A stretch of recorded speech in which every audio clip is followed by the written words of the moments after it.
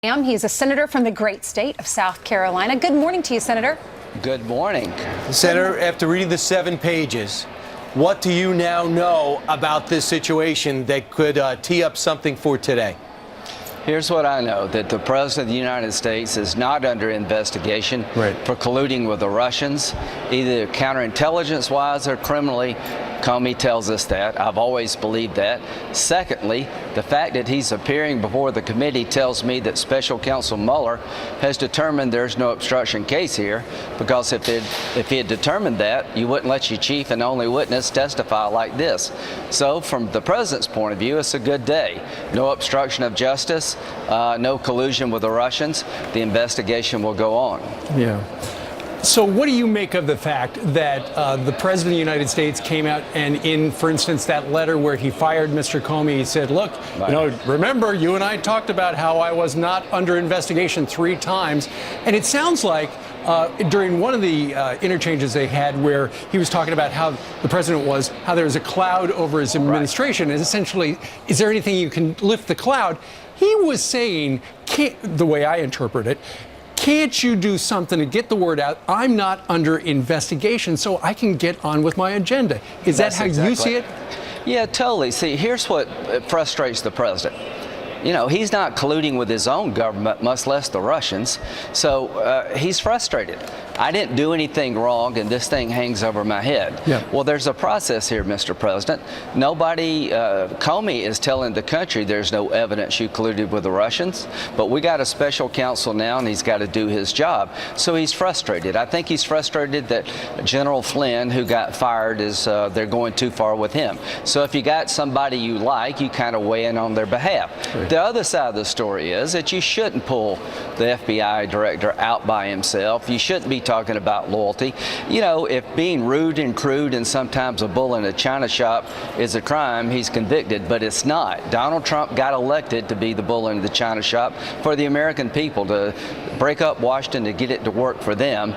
In this case, I'm convinced that the president did not obstruct justice, and so is Mueller, or Comey wouldn't be testifying, and there's no evidence of collusion yet, and you just got to be patient and let this thing go forward and get back to governing the country. All right, so you say it's not illegal for him to ask for loyalty. It's not illegal for him to say that Mike Flynn's a good guy and that he hopes that he can let things go. Isn't this why the American people elected him, though, because he does things differently?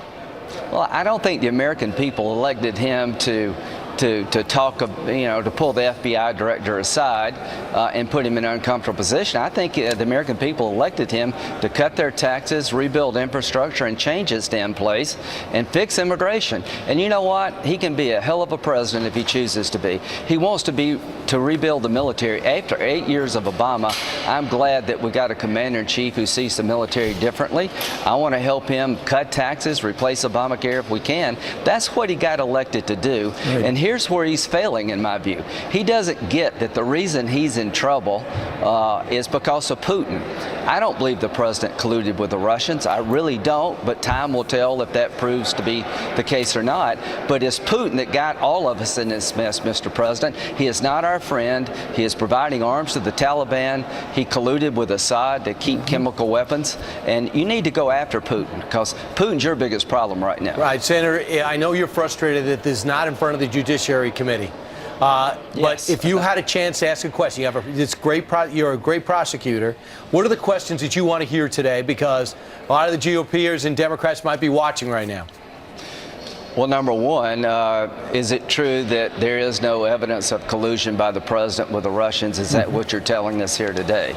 Secondly, when it comes to obstruction of justice, you said to the whole world that Clinton wasn't guilty of mishandling classified information. Why can't you tell us whether or not you think what the president did with you was obstructing justice? Why can you let Clinton go and you can't speak directly regarding Trump? And oh, by the way, on May 3rd, when you were under oath, didn't you say that nobody was interfering in the investigation, put any pressure on you? I'm not here to beat up on Mr. Comey. He served his country well. Both parties thought he had to leave. It's not about Comey, it's about Russia.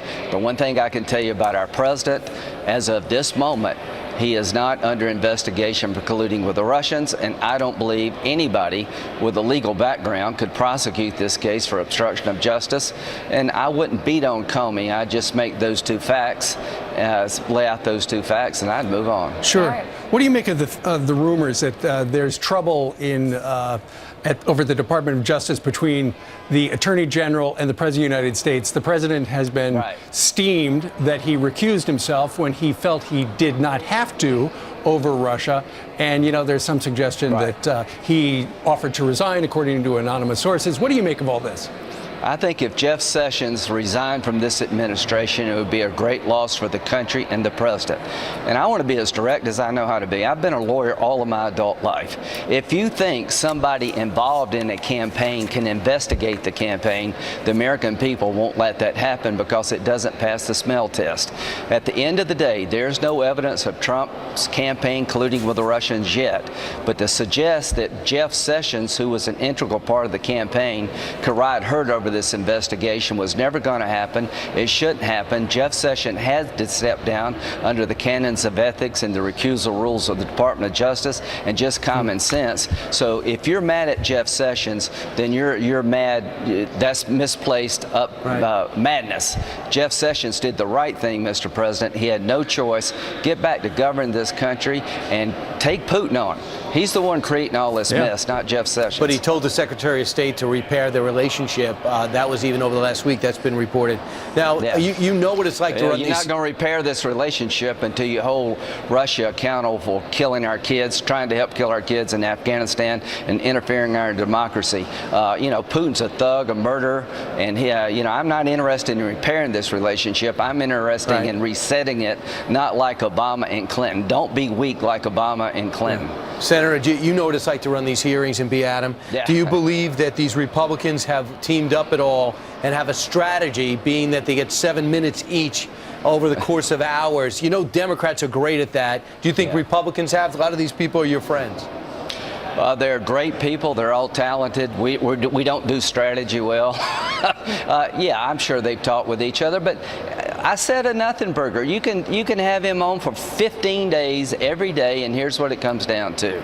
He tells us that the president's no evidence of colluding with the Russians, and nobody in their right mind would let this guy go forward as a witness if you believe there was an obstruction of justice case against the president, because he's your only witness. You can take everything he said, believe every word of it. It is not a crime. You can say that President Trump was inappropriate at times, and you would be right. So there is no there. President Trump needs to up his game and get back to governing this country. So at the end of the day, this is cable chatter. Should he have been pulled out and talked to by himself?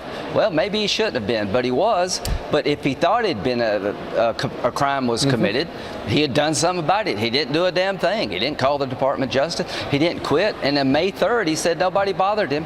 That was before he was fired. So put this in context. Yeah, hold on a second, Senator. Are you suggesting what we do is cable chatter? Is that what you're calling it? Yeah, totally. Not y'all. No, this is high-level stuff here. That's but other places, it's just chatter. You know, it is extraordinary. Clearly, this is the last show of the morning for me. All right. Thank you very much. Lindsey Graham, the senator from the great state of South Carolina. Go Gamecocks. Thank you, sir. Go Gamecocks. All right. Thank you, sir. All right. You said go all teams you want to go, right? You want to be fair and balanced. Well, the one that I graduated from is probably the one that I guess you can be partisan when it comes to schemes? Yes, you can. Maybe not if you're a senator. Although he went to law school there, so you can be. All right. Meanwhile, coming up straight ahead, Ainsley Earhart, who I've met personally, goes behind the scenes to look at the vice president's office. Every president since our second president has lived in that home. How did you get from Indiana to now you're here? His answer about the American dream will make you proud to be an American, according to Ainsley. That's why I'm